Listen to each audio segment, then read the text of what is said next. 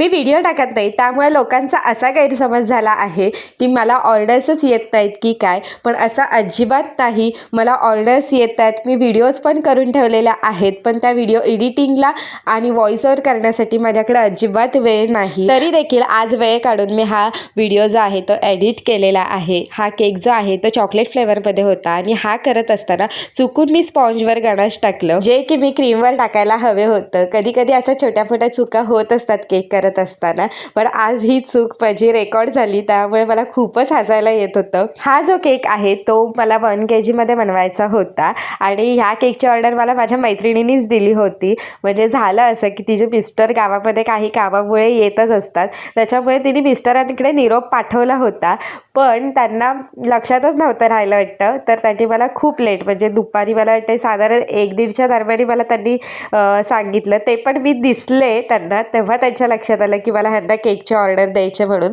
आणि त्या टायमिंगला त्यांनी मला सांगितलं. त्यानंतर मी केक बनवायला घेतला. केकसाठी कस्टमरची काहीच डिमांड नव्हती, म्हणून मी स्वतःहूनच विचार केला की हा जो केक आहे तो आपण जंगल थीममध्ये बनवूया, कारण तसेही माझ्याकडे जंगल थीमचे टॉपर्स होते.